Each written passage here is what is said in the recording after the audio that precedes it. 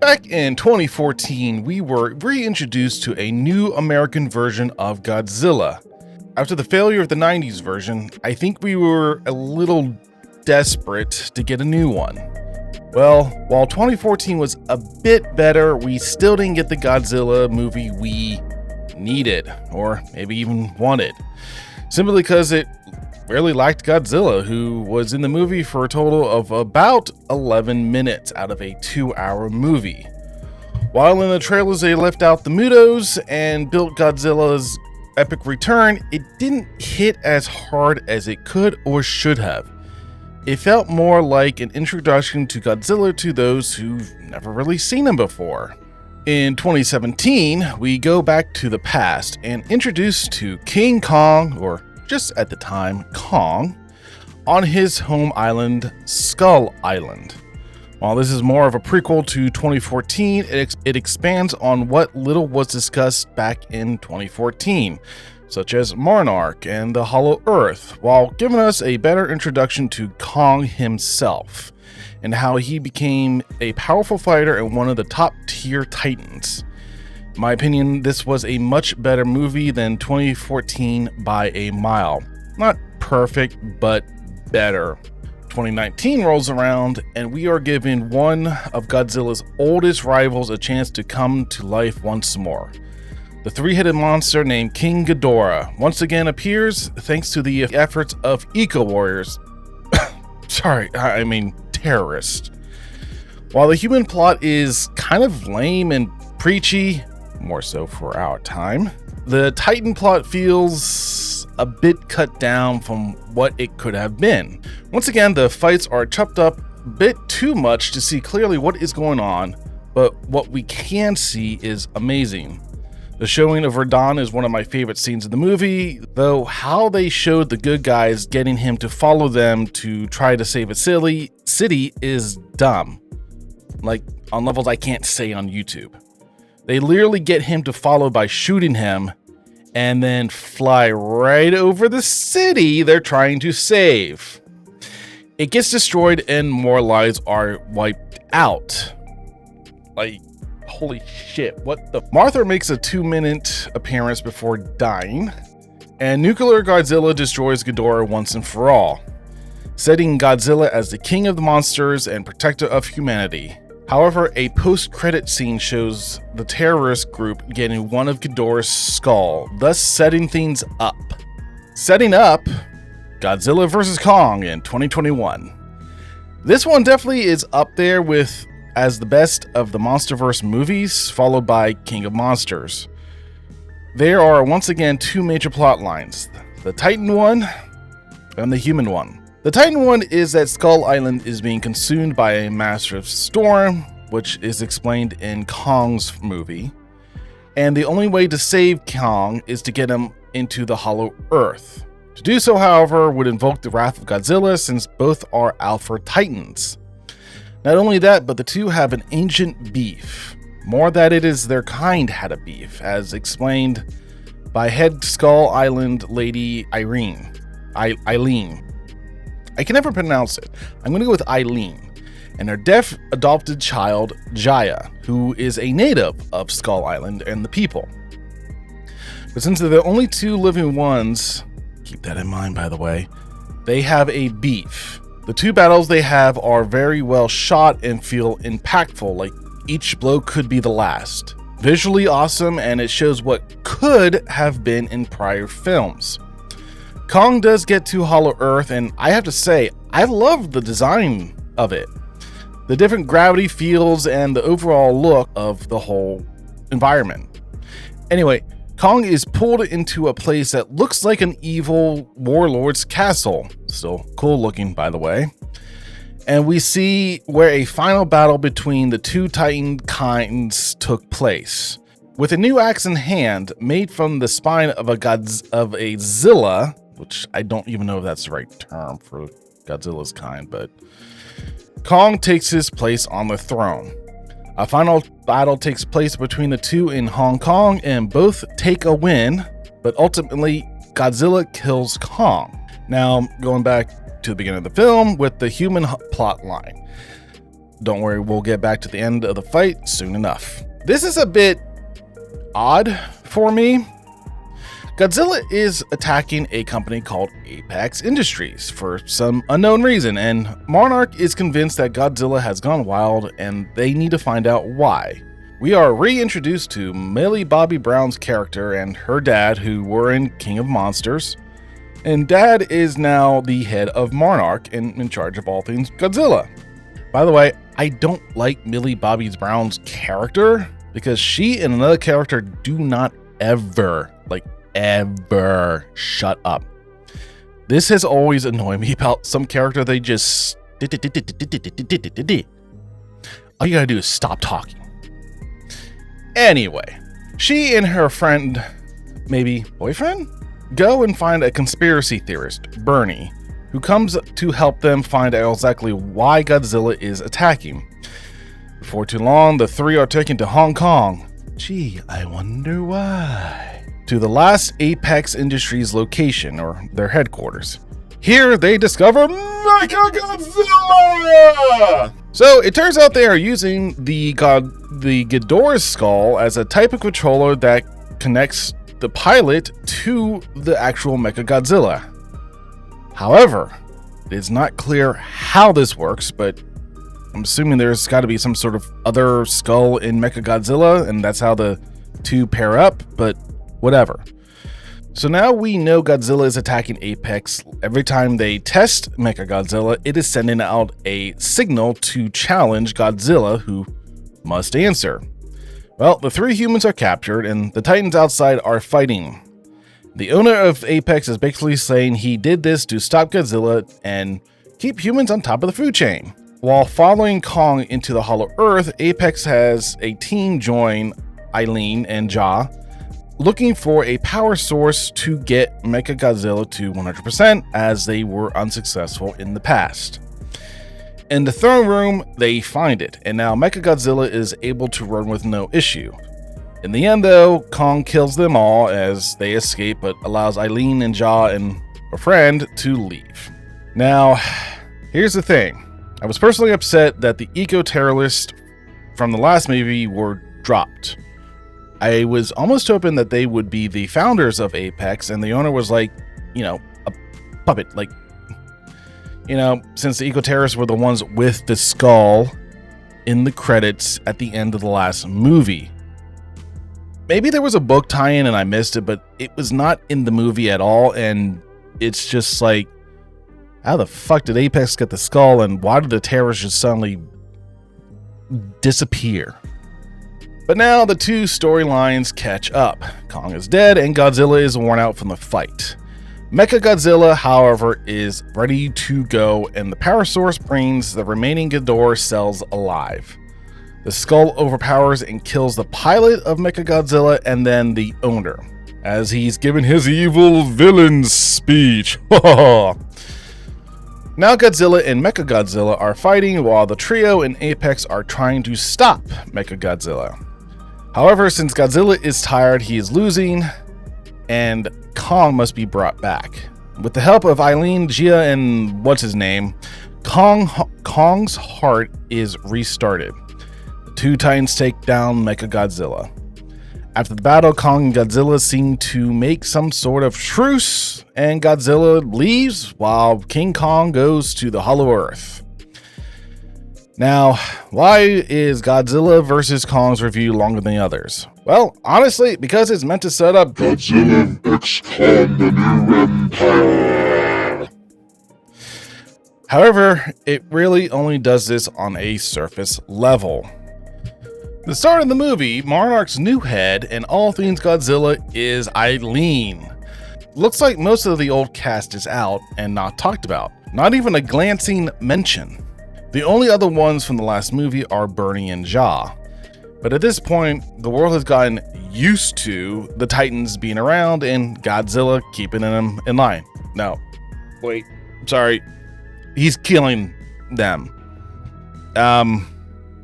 Really isn't explained in the movie out of saying, fighting the battles we can't.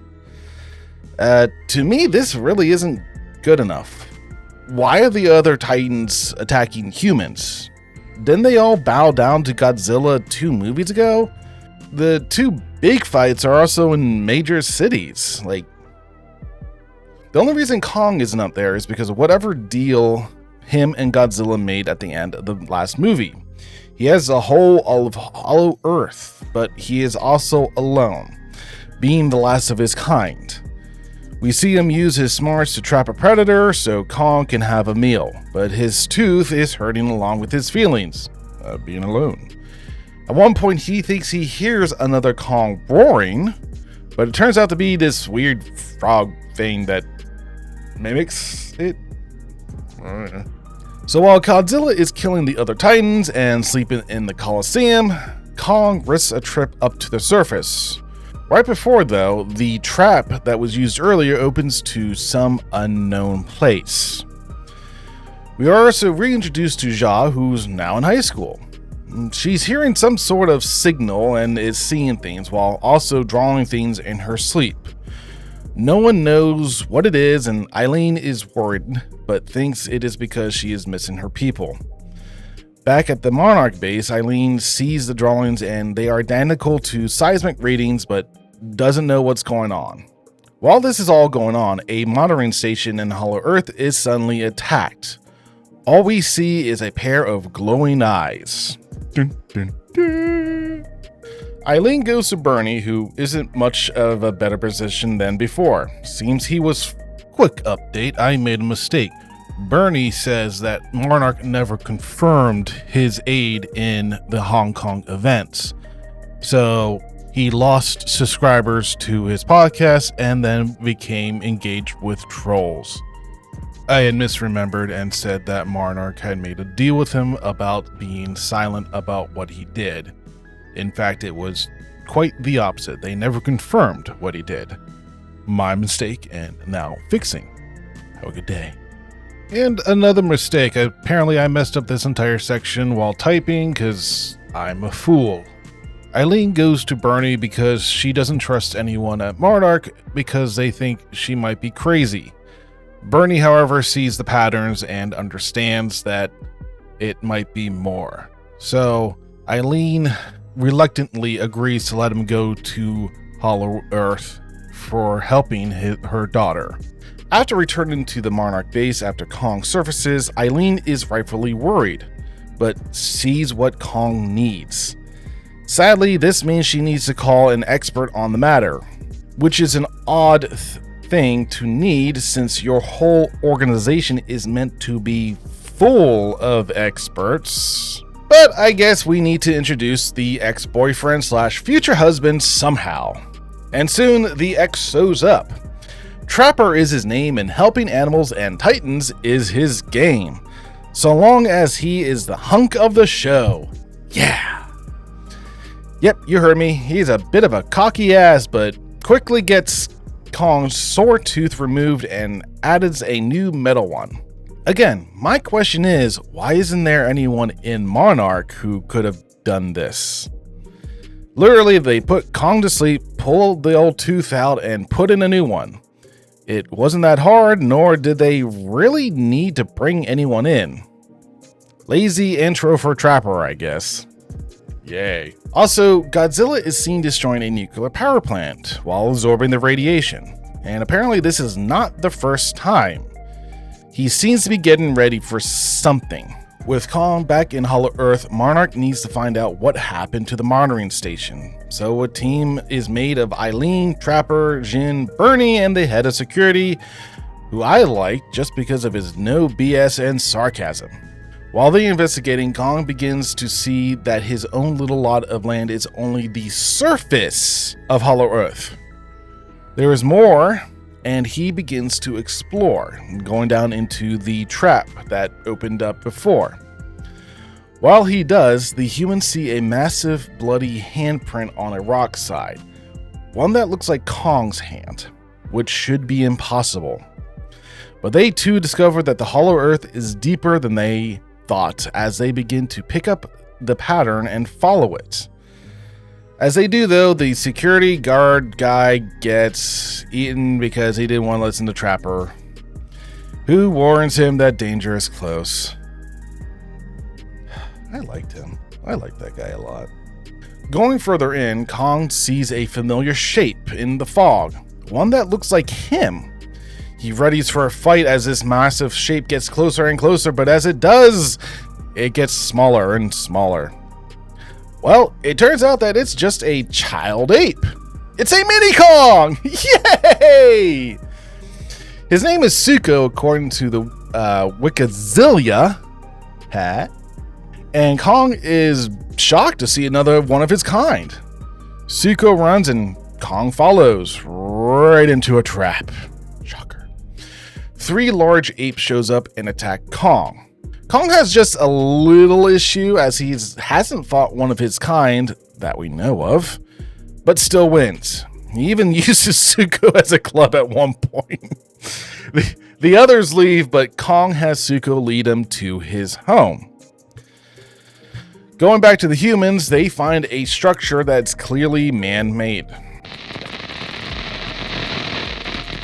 Jia says it was her people and they reach some sort of temple. She somehow reactivates it and water begins flowing. All this could have been cut as they run into they follow the water and they run into some sort of organic camo wall. Why not just run into the wall? Why have the temple? Opening the wall, they see the place that was in her dreams. I mean, it looks cool, but they literally just start going towards it, like not even saying, hey, maybe there's danger. Snapping back to Kong, we see him following Suko to where he came from. Now, obviously, Suko does not trust him and tries to have him killed by some lake monster. Well, unsurprisingly, Kong beats it and even offers Suko as some of the meat for a meal. Suko is still afraid and untrusting, giving us the indication that he is hiding and is worried about what is waiting at home. But Kong keeps offering him more and Suko begins to warm it up little by little by the end and even takes some food. Up on the surface, Godzilla beats the last big Titan, Tiamat. It is meant to be a huge fight, and every person who knows about it is shitting their pants. But it's over in about 20 seconds and Godzilla uses his atomic breath, going nye, nye, nye, nye. Fucking lame. But this does give Godzilla more power, possibly the most powerful he has been in this universe at this point. His eyes and spike spines are now glowing pink. This also goes for his atomic breath. And well, this is basically the last we see of him again. I don't know what these last 2 movies have against having Godzilla in them, but if you're going to have Godzilla as the main draw, then you need to have him in more than 5% of the movie. He's in the movie so little that you just about saw all of his scenes in the trailers. The only part we didn't see was the final fight, but all of his parts were already shown. Anyway, he lies back down for another nap. Lazy fuck. The 4 humans are suddenly captured by the Inwa, Jaw's people. They don't speak, they talk via telepathy and only seem to either talk to Jaw, and Bernie. Guess Eileen and Trapper aren't good enough. But I guess this also saves some money since none of them have any speaking lines in post, since Bernie spells everything out for them. It seems that this is also the same tribe from the war between the Kongs and Godzilla's kind. But also, Jia is very important to them. Soon, everyone is told about what happened before. When the war was coming to an end, some of the Kongs went to Skull Island with the Inwas, who are mostly dead, just in case, or as seen in Godzilla vs. Kong, to the Hollow Earth to die in the final battle. Well, it seems one of the Kong leaders, one who craved power, went deep into Hollow Earth. He had a monster with him that started the Ice Age before being forced on the ground. Around this time, as we're being told everything, Kong and Zuko arrives at a literal hellscape. Like, how does Kong see this and go, Yeah, this isn't odd looking at all. lava is flowing and malnourished Kongs are seen moving rocks. For what? Who knows? It is a pit, and as Kong walks in, everyone looks at him. One calls to Zuko, but Zuko waves him off as to not draw attention. A Kong drops a boulder from exhaustion, and our Kong lends a hand. Everyone is shocked. I guess this has never happened before, and we see why. A guard storms up to him and begins yelling at Kong, not realizing that he had never seen this Kong before. Right before Kong punches him with a KO. Yeah, that's a boy. One of the Kongs from before sees him and runs off. We are now introduced to a red-haired Kong with glowing eyes and a bone bandolier wrapped around his chest. Scar King. I will say this now while I think about it. Why is he in charge? He doesn't seem to be that much stronger than most other Kongs. There isn't even a real reason in movie why. He just seems to be in charge because. If you recall from before, when Monarch's Marna Station was attacked, there was a kaiju with glowing eyes. We now see the owner of said eyes. This is weird, and I will explain later. He comes down, circles Kong, and then mocks the fake tooth. He laughs, and everyone else does as well, telling us that if they don't, they know they will be in trouble. Zuko is put in danger, and the Kong that called to him before steps in and stops Scar from doing anything more. Scar nods, and the Kong begins to leave, just for Scar to drop kick her, I'm assuming here, into the lava in front of everyone. Zuko is broken for obvious reasons, and King Kong decides to fight back. Now, why would Scar King be like this? Well, as Kong is approaching the place and the story is being told in the background, it seems it was Scar King who was leading the last of the Kongs in the fight to rule over the surface for desired power. Why? We never find out. I will get to this later. Well, Kong is able to keep Scar at bay, even though Scar is more agile. He then pulls out the whip, and Kong is still able to stand his ground.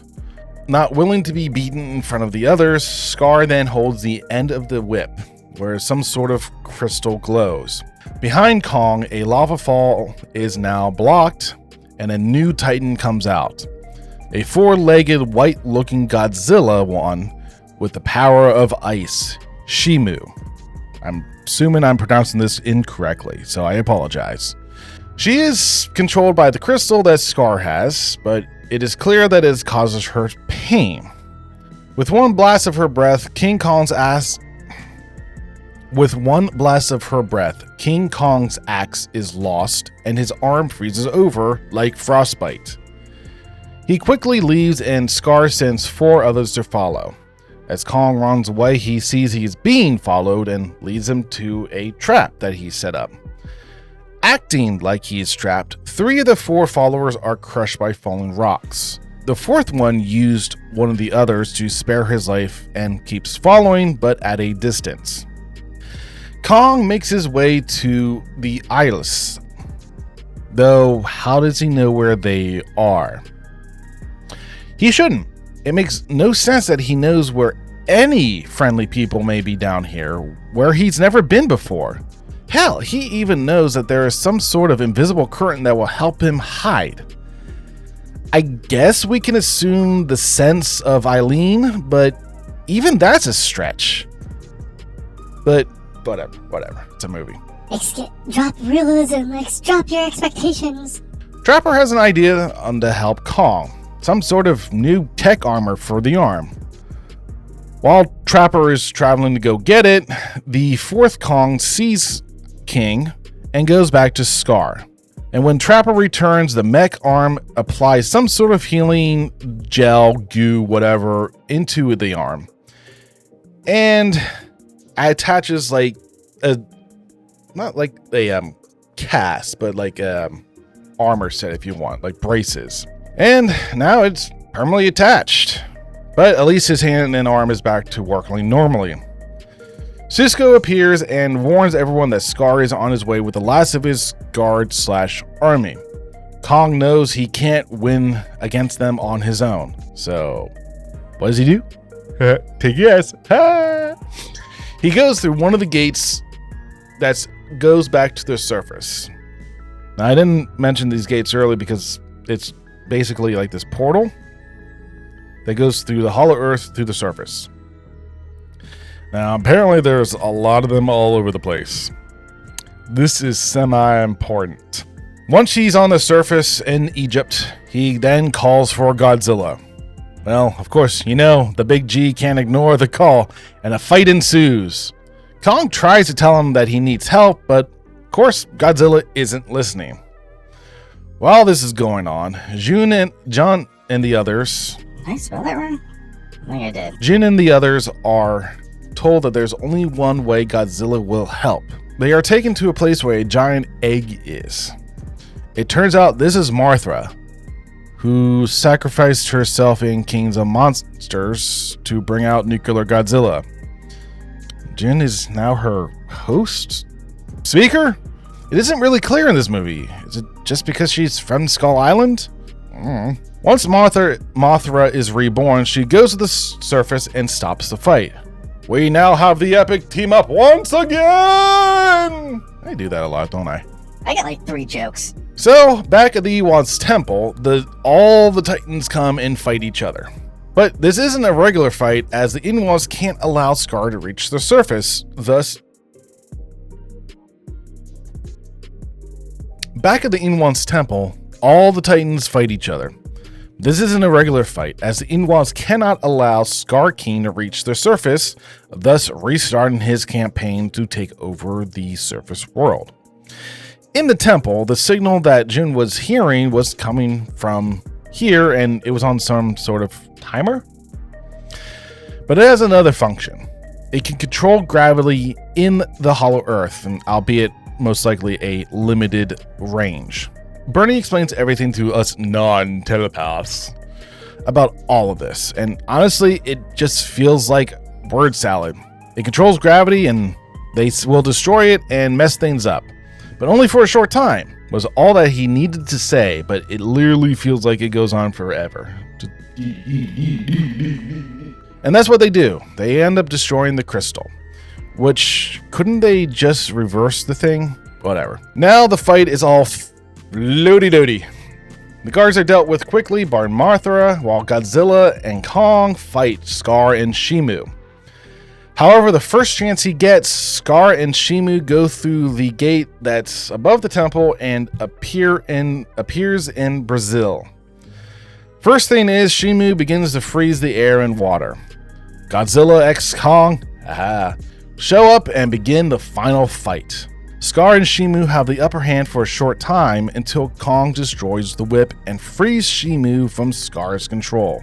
Shimu freezes Scar and Kong shatters him. The war is already over! Godzilla returns to Rome and just goes back to sleep. Okay. Yeah. Godzilla's lazy. Calling it. Lazy fat fuck. Kong takes Shimu and takes Zuko and Shimu back to Scar's later and pretty much takes over. I think we can assume this is where he becomes King. I think we can assume this is where he becomes King Kong. We can also assume Shimu becomes a pet or another member of the tribe. Give me a minute and I'll go over this. Eileen and the others are happy, and Eileen is convinced that Ja's gonna want to stay with the Ewoks, her new home. But Ja says wherever Eileen is her home. So now Eileen, Ja, and Trapper, it isn't said, but come on, we know it's true, are now a family. And that's it. That's the movie. Now, this movie could have been something awesome, but it really just falls flat. is nothing good or makes me go, yeah, you have to see this movie. I really think that Kong versus Godzilla should have been the end of the Monsterverse, or this movie split into two to set up the next one. This movie felt like it had 1,000 ideas and tried to shove them all into an hour-and-a-half movie. And before I start going off, I will say it looks awesome. There are times the CGI isn't great, but overall, I think this is a great looking film. The time Godzilla is on screen, it is awesome. The music is okay, not really my taste, but it works for the movie. Seeing the Kong and Suko moments is a nice touch, since this gives Kong a kind of a father role and sets up a potential team up later down the road. And now, The bad. first of all, as I said before, we really don't know why Godzilla is killing the Titans. We are told / shown later that he attacks the nuke plants and Tiamat for the power to fight Scar and Shimu, but the other Titans don't give him the power he needs.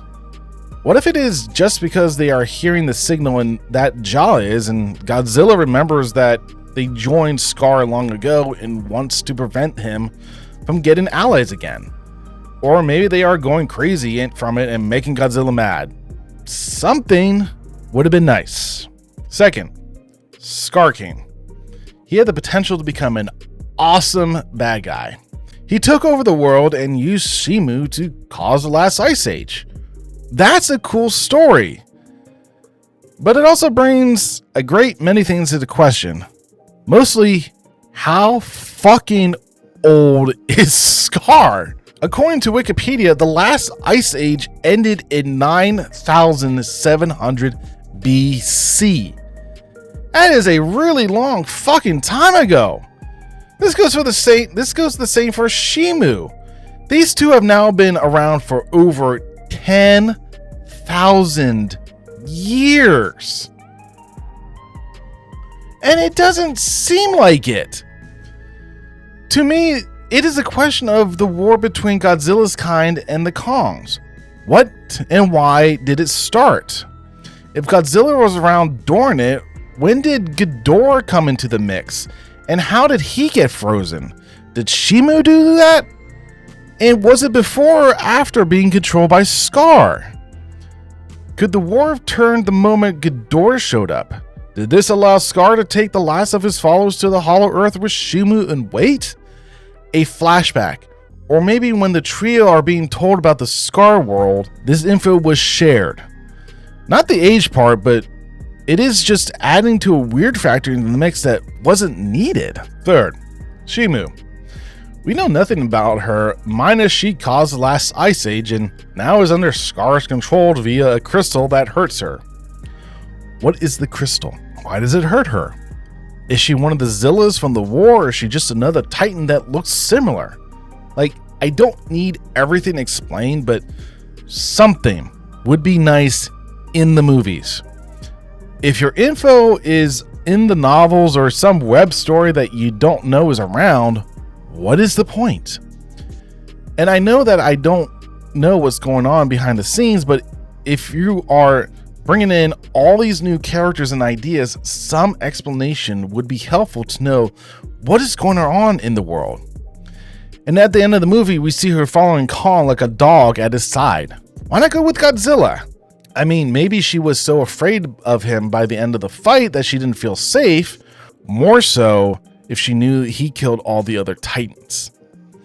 Or maybe she only knew a Kong and felt the Kongs were her family now. Just feels weird that she would willingly go back to her prison for X amount of years just because King Kong is there. Fourth, why drop Millie Bobby Brown and her dad? I get in real life there could have been a contract that ended because of Stranger Things or other projects or whatever, but to not even mention in passing that maybe the dad quit because of Hong Kong, or maybe he felt like he wasn't the right person to lead anymore. Something. Millie Bobby Brown's character could have gotten married, or she was told never to get involved, or was in jail. for the international crime she committed, or in jail for the intentional crimes because she wasn't part of Monarch. Maybe she was told the same thing that Bernie was, but wouldn't listen and got locked up for that. Again, even in passing, anything would have been nice. This is something that bugs me in a lot of movies where some cast members leave for some reasons and it's never really talked about in the movie itself. Transformers, for example, does this with Megan Fox characters in the third one. Just, she left and that was it. Granted, that is more than this movie, but in the fourth Transformers movie, Sam is gone without a ghost of an idea why. Fifth, the Inwas. Now, I get this might be an homage to early Godzilla movies, but they are just there. They were on Skull Island with the Kongs, but by the time Kong vs. Godzilla starts, they are all gone minus Gia. Did they all die off when Monarch came in possible sickness? How did Gia live through it and not anyone else? Did they all just go back to the tribe in the Hollow Earth and not bring Ja? If so, how? There was no gates there. Otherwise, Kong would have found it and discovered Scar sooner. Like, it's weird when we meet this new group of Inwas. Also, how did they learn to talk via telepathy? Was it a Titan like Mothra? And for what reason? Skull Island I can understand since they were pretty much isolated from the entire world and had no need to learn any languages, so hand gestures or the like was all that was needed. But down here it seems like it is super important. The crystal is another thing. Is it what was sending the signal to Ja and how Godzilla knew to get more power? But it also controls gravity in the area. How? Where did it come from? Why does destroying it temporarily remove gravity and not just, I don't know, make it super heavy or no gravity at all? If it could stop Scar from reaching the gate, why not spam it on and off, making it hard for Scar to do anything while everyone else is in the safe zone? Or funnier yet, what was hyped up to be something super important, to be the downfall of Scar, or protecting Earth from after Ghidorah, and it turned out to be nothing but eye candy. Or why not have one or two of the Inwas come to the surface and war Scar coming back? That he is a massive threat given how old and smart he is. Ja could be trying to track them down as she knows that they can help her understand what's going on with her, and this could lead them to knowing she is Mothra's host/speaker or whatever she is. And another thing, why is there a Mothra egg with them? Why does it seem like this is the same Martha we knew in King of the Monsters and died? How many Mothras were there since she's the queen of monsters and is able to calm Godzilla down? Wouldn't it be helpful if we were told that each Mothra is the same via the Iwas or the crystal? To me, this never made any sense. I mean, especially since in Godzilla King of Monsters, this Mothra, the Mothra that sacrificed herself, literally was born in that movie like 10 minutes before the fight. Her story does not add up. I think something that is odd, and it may just be me, is how many layers of the Hollow Earth is there? We know of the base layer where Kong lives, but then a hole opens up and Scar himself goes up. Like the second layer, it opens up. He is there and it's attacking people. How did he know it was open? Going back to the layers. So we know there are at least two as of now, with Kong's layer and the subterranean layer. Are there more with other threats?